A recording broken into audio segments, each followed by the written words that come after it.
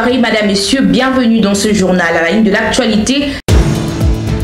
Ce lundi, l'ancien coordonnateur d'ensemble pour la République, Jacky Ndala, a officiellement confirmé sa plainte pour viol et abus lors de sa détention à l'Agence nationale de renseignement. Ce même lundi 30 septembre, le chauffeur de taxi, moto et tricycle, communément appelé 3 pneus, ont déclenché un mouvement de grève à Kinshasa. Ils déplorent le tracasserie routière. Triste nouvelle, le basketteur légendaire pendant 18 saisons NBA, Mutombo Dikembe, s'est éteint ce lundi 30 septembre à l'âge de 58 ans.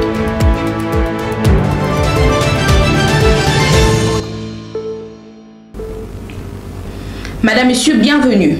D'entrée de jeu dans ce journal, on aborde le séjour du chef de l'État, Félix-Antoine Tshisekedi, à Hongrie sur invitation environ 3 jours à l'issue de sa rencontre avec le Premier ministre hongrois. Il est prévu la signature de différents accords de coopération bilatérale entre ces deux pays. Les détails avec la presse présidentielle. Budapest, la capitale hongroise, a vibré au rythme de l'arrivée du président de la République Félix-Antoine Tshisekedi Tshilombo. Ceci marque un tournant significatif dans les relations diplomatiques entre Kinshasa et Budapest. Ce dimanche, en fin d'après-midi, le décor était déjà planté à l'aéroport international Freinek-Leeds, où les drapeaux RD congolais et hongrois flottaient au vent. À sa descente d'avion, le président de la République Félix-Antoine Tshisekedi Tshilombo a été accueilli par le ministre hongrois de l'Agriculture et d'autres membres du gouvernement hongrois. Et côté congolais, il y avait la ministre d'État aux Affaires étrangères Thérèse Kayikwamba et le ministre de l'Agriculture. À côté, il y avait également la présence de l'envoyé spécial du chef de l'État, M. Loabea, et quelques membres du gouvernement présents ici à Budapest.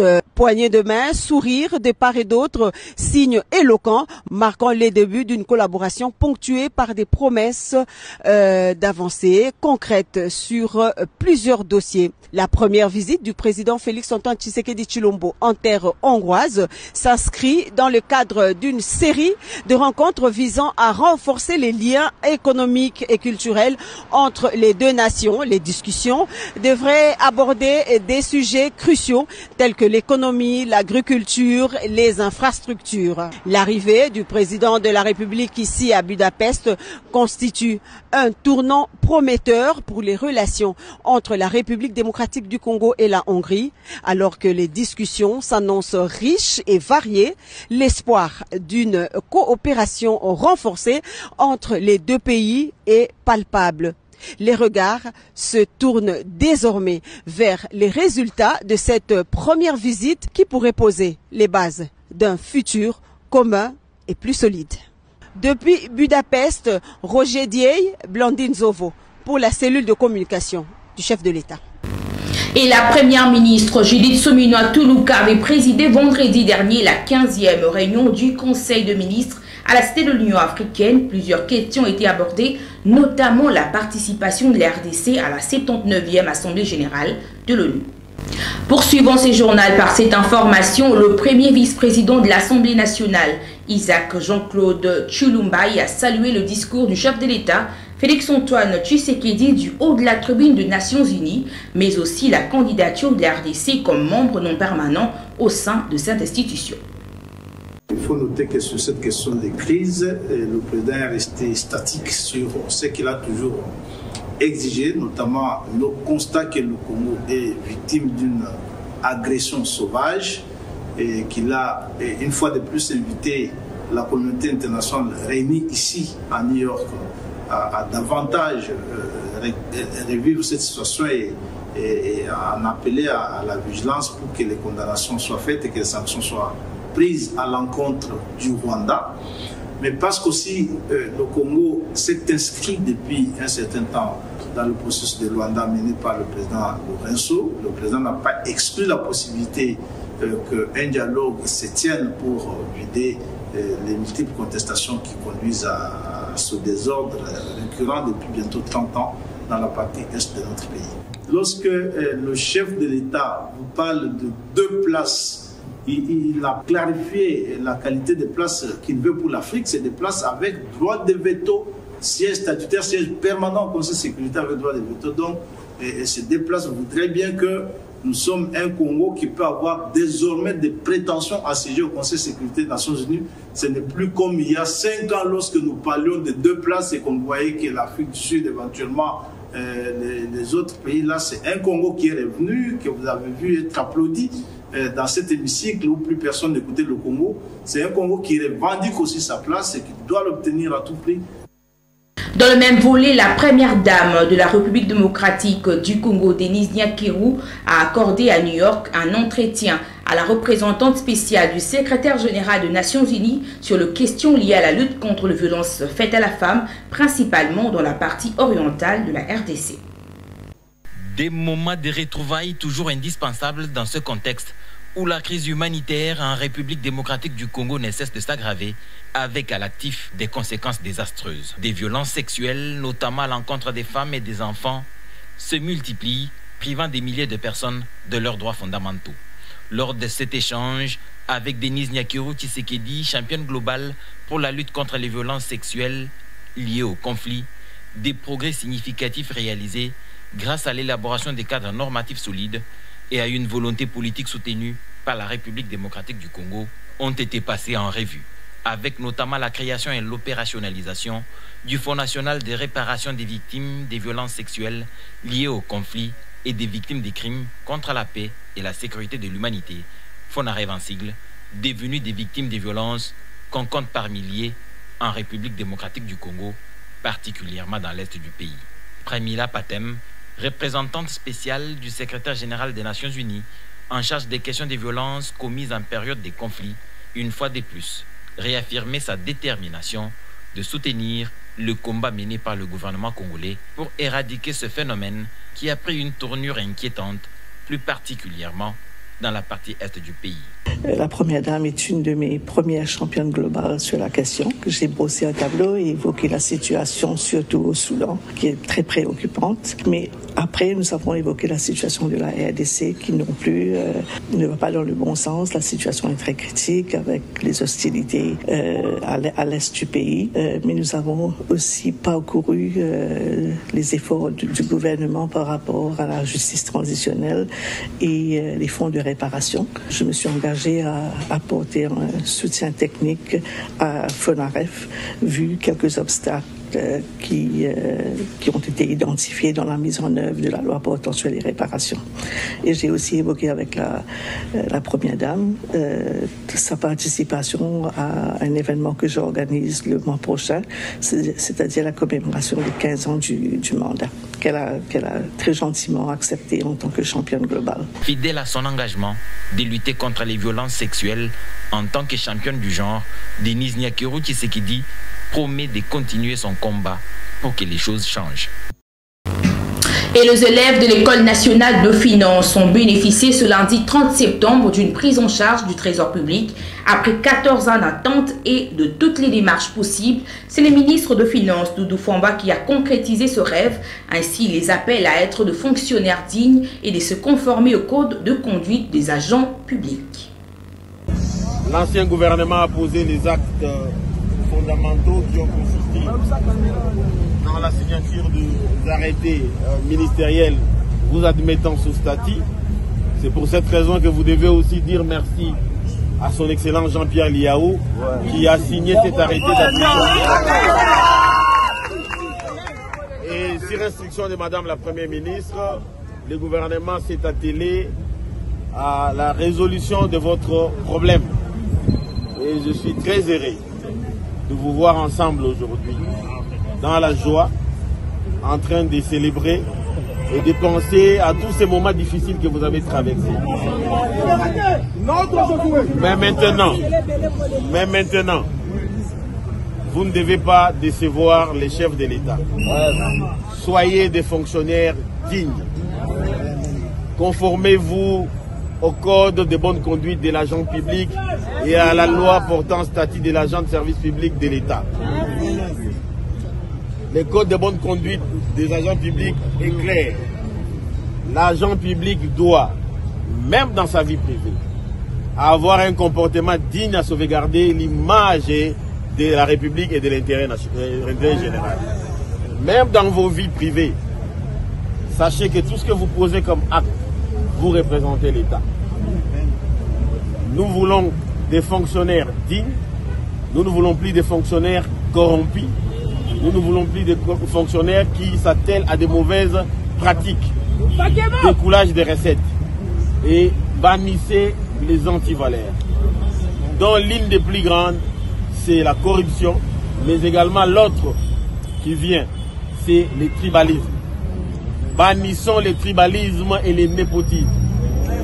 Mettons fin au clientélisme. Servons notre pays. Parce que si nous combattons tous la corruption et nous mettons fin au tribalisme, nous allons faire de notre pays un havre de la paix.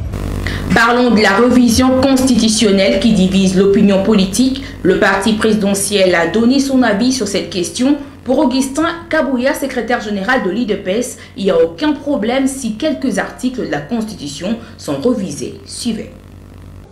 Révision constitutionnelle et zéro kwa mabede. Ba dénaturer makambouana te. Ngamoko nazalaki informateur. Nayebi balakim o ezana kati ya constitution pour la formation kaka ya gouvernement. Ce qui total même n'est ma poloneso salema namboka na biso lelo. Okongo na mutu ba elirie na batebele mais oyoki na suka ke adimaki te po parti na ye ekobisaki ite biloko nyonso wana basalaki yango na bapaya. Mandat ya président de la République ezalaka ya 5 ans. Bozo voter président. Président abimi yende azwi mandat ya mboka mobile. Pour nommer premier ministre, il faut que l'économie ait un informateur. Informateur à cause de 100 ans balé. Pour ça la musala naï. Ce qui a sali musala a fait rapport. Président Soki a tangi rapport à nommer premier ministre. Pour abandonner musala, il faut parlement. La salle nino babena investiture du gouvernement. Or, botala gymnastique est à place one. Ceux qui vont voter vont débuter.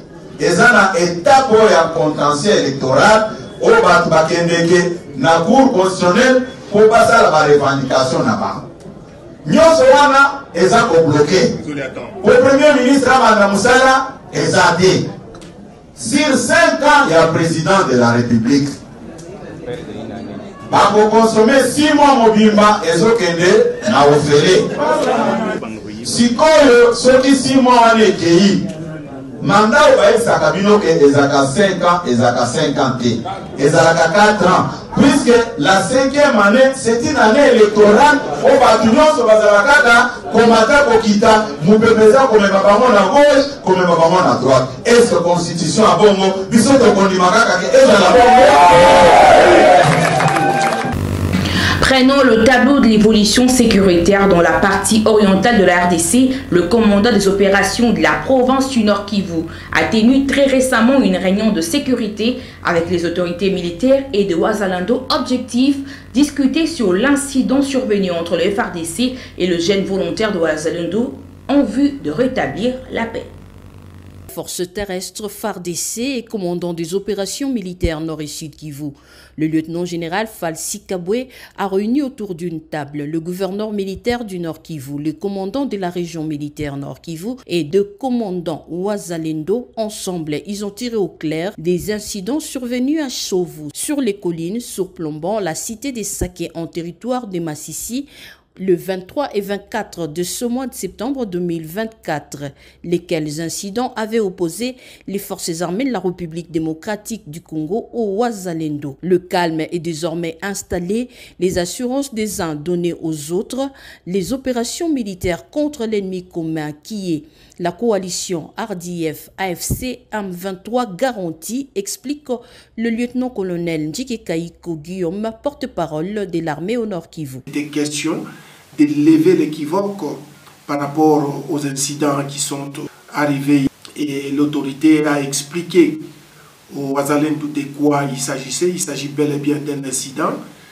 et l'autorité a plutôt profité de cette même occasion pour dire à la population que les relations entre les Ouazalendo et les forces armées de la République démocratique du Congo évolue très bien et que tous nous n'avons qu'un seul ennemi, à savoir ici le 123/RDF. Tour à tour, les généraux Ibo Janvier et Ngoa Janvier, tous commandants de Wazalendo, rassurent que le malentendu a été dissipé, ce qui réjouit les coordonnateurs adjoints des PDDR-16. Plus de peur que de mal, les linges sales sont lavés en famille, direction vers la libération des territoires sous l'emprise de l'ennemi commun qui est le Rwanda. Madame, Messieurs, ce lundi 30 septembre, l'ancien coordonnateur d'Ensemble pour la République, Jacques Ndala, a officiellement confirmé sa plainte au parquet de grande instance de Kinshasa-Gombe pour viol et abus lors de sa détention à l'Agence nationale de renseignement. Et dans l'affaire Jacques Ndala contre la TikTokeuse Denise Mukendi, réagissant sur cette question, Jérusalem Thomas Kapouya salue de vive voix la décision du ministre d'État en charge de la justice et des gardes-sceaux Constant Moutamba. Avant toute chose, je salue les manières, soit la façon où le ministre de la Justice a raisonné de faire, c'est pour faire taire les bruits des bottes et des ondits des personnes qui parlent à gauche à droite à propos de ce qui se passe aux réseaux sociaux. Et jusque-là, on a encore des réserves d'émettre nos voix, soit des jugements sur ce que nous avons appris. Nous ne savons pas c'était dans quelle manière ces propos-là, ça a été tenu. Et la personne qui avait même tenu là, elle a quel cadre pour dire est-ce qu'elle est membre des services de renseignement ou bien comment.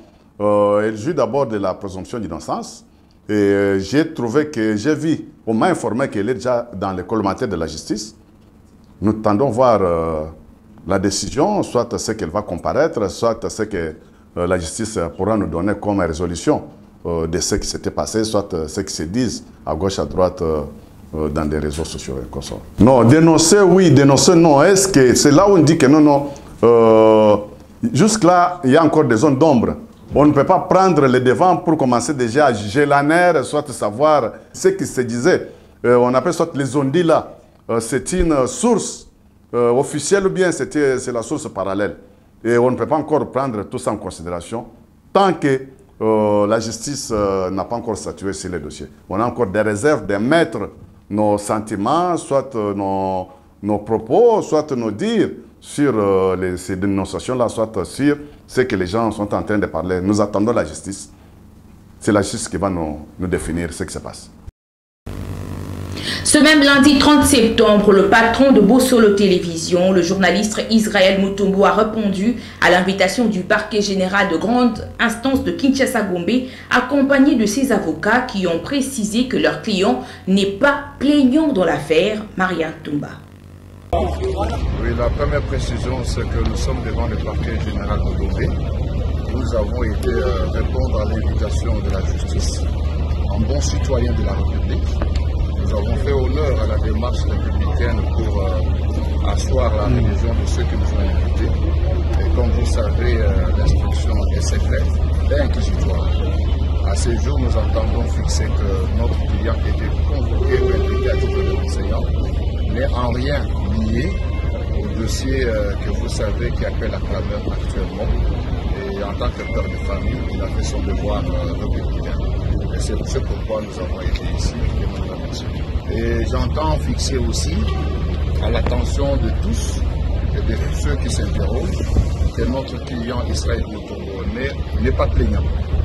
Il ne s'est jamais plaint contre qui que ce soit et que cela soit retenu une fois pour toutes. Changeant de registre, cette fois-ci, le chauffeur de taxi, moto et tricycle, communément appelé 3 pneus, ont entamé un mouvement de grève ce lundi 30 septembre dans la capitale congolaise. Ils déplorent le tracasserie routière, une situation qui a perturbé le déplacement de Quinois car certains conducteurs ont doublé, voire même triplé le prix de course. Les transports en commun n'étaient pas assurés dans quelques coins de la capitale. Dans plusieurs arrêts des bus de Kinshasa, il s'est observé un engouillement de personnes à l'attente des transports. Cette réalité se justifie par la grève déclenchée ce lundi par les chauffeurs de moto et tricycles qui se plaignent des tracasseries routières. Au croisement des avenues Capella et Kimwenza, l'on constate un désordre total. Certains chauffeurs ont été tabassés par leurs collègues pour ne pas avoir respecté les consignes.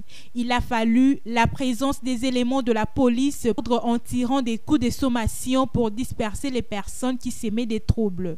Même scène à Kitambo Magasin où des pneus ont été brûlés sur les grandes artères par les chauffeurs de moto, une façon de manifester leur mécontentement.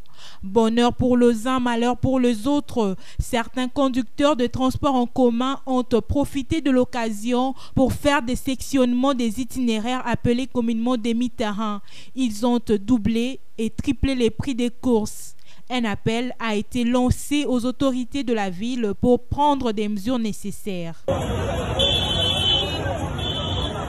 En international, le bilan humain de l'ouragan Hélène s'alourdit dans le sud-est des États-Unis d'Amérique après la découverte de nouvelles victimes. En Caroline du Nord, ce lundi 30 septembre, le nombre de morts s'élève désormais à au moins 100 personnes, selon le bilan compilé par l'agence France Presse à partir de déclarations locales. Entre-temps, les recherches se poursuivent. En sport, parlons de la pré-saison 2024-2025. Le club congolais s'active pour la nouvelle aventure sportive. Maniema Union s'impose devant le football club Renaissance du Congo sur la note d'1-0 et Mazembe enchaîne avec le séance d'entraînement sous la houlette du franco-sénégalais Lamine Diaye. Espoir Kunonvidi pour plus de détails. Plus que 4 jours nous séparent du coup d'envoi du championnat national de lead congolais annoncé pour le début du mois d'octobre prochain. Prêt pour la bataille, Maniema Union, sous la direction du coach Dora, capitaine, en l'absence du Papi Kimoto, a infligé une défaite au FC Renaissance du Congo le samedi 28 septembre dernier au centre Kourampova dans la commune de Lantsele. Christian Thiama est l'unique buteur de la rencontre sur une superbe frappe qui a surpris les portiers de Banafibo. Qualifié pour la toute première fois de son histoire à la phase des groupes de la Ligue des champions de la CAF, Maniema Union s'active pour les titres cette saison à la Ligue nationale de football et l'objectif de terminer à une bonne position aux interclubs de la CAF cette saison.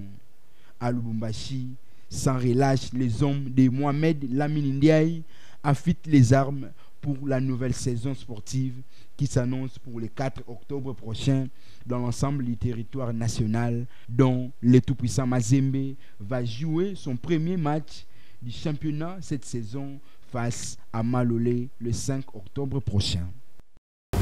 Restons toujours en sport pour parler du tournoi INIFAC U20. Les Léopards d'eau de la République démocratique du Congo joueront la demi-finale ce mardi 1er octobre face au Lionceau indomptable du Cameroun après le succès le week-end dernier contre la Guinée équatoriale. Je ne sais pas ajouter, vous avez tiré la bonne conclusion. C'est une finale et ça va se jouer sur terrain et les garçons sont prêts à en découdre avec la sélection sœur camerounaise. Écoutez, on fera avec les armes disponibles. C'est pas nouveau, hein. C'est depuis qu'on est là, vous savez comment on évolue. Donc là, il y a encore quelques blessés. On va se battre pour les récupérer, mais nous sommes déterminés. On ira avec les 8 ou 9 qui seront disponibles. On va se battre jusqu'au bout, comme ça. Bon, on n'a pas encore récupéré Saka. Il y a aussi un suspendu, Saloum, qui a accumulé les 2 cartons jaunes. Donc, la même et peut-être un peu plus. Je pense qu'on aura en face un adversaire très sérieux qui, pour moi, est la meilleure équipe de la phase de groupe. Avec 7 buts marqués en 2 matchs, vous savez, c'est pas facile d'avoir ça en équipe des jeunes, mais ils l'ont fait. C'est aussi le reflet du type de préparation qu'ils ont eu. Ils ont eu plusieurs matchs amicaux et durant lesquels ils ont marqué plus de 30 buts. C'est pas rien. Donc c'est le reflet de leur prépa. Maintenant, la phase des groupes, elle est totalement différente de ce qui va se passer demain. Donc nous, on est prêts à tout. On a déjà connu la défaite dans cette compétition. Donc on sait comment l'éviter. Et eux, ils n'ont pas encore connu de défaite. Je pense que la pression, elle est dans leur camp. Parlons cette fois-ci de valeurs nutritives. Que savez-vous de la carotte? Le vertu est bien fait dans cet élément. La carotte fait partie des légumes les plus consommés dans le monde entier. Pour cause, sa saveur douce et sucrée s'est prête à toutes les associations en cuisine et séduit le petit comme le grand. Ce succès est une excellente nouvelle puisque le profil nutrition de la carotte est remarquable et unique. Elle regorge des vitamines et des minéraux essentiels pour la santé, parmi lesquels nous pouvons citer la vitamine A, vitamine B6, vitamine K, vitamine BD, vitamine C, vitamine E, le fer, le phosphore, le potassium. La couleur foncée de la carotte provient de ses très nombreux pigments. Il contribue à prévenir plusieurs maladies dont les maladies cardiovasculaires et certains cancers. Son jus améliore la capacité antioxydant et les taux de vitamine E dans le sang, en plus de diminuer les cholestérols et les triglycérides du foie et dans le sang. Pour rappel, retenons que la carotte est une excellente source de bêta-carotène, source de fibres douces, bonne teneur en vitamines du groupe B, favorise la santé des yeux et de la peau, fort pouvoir en antioxydants.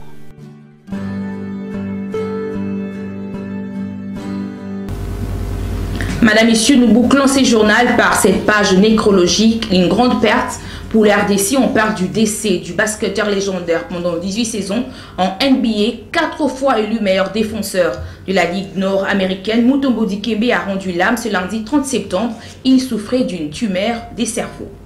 C'est ici que s'achève cette grande édition d'informations sur nos antennes. Tout de suite, le rappel de titre.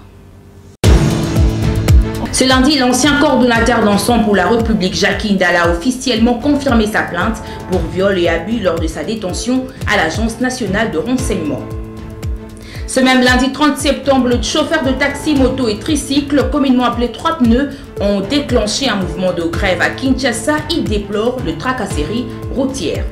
Triste nouvelle, le basketteur légendaire pendant 18 saisons NBA, Mutombo Dikembe, s'est éteint ce lundi 30 septembre à l'âge de 58 ans.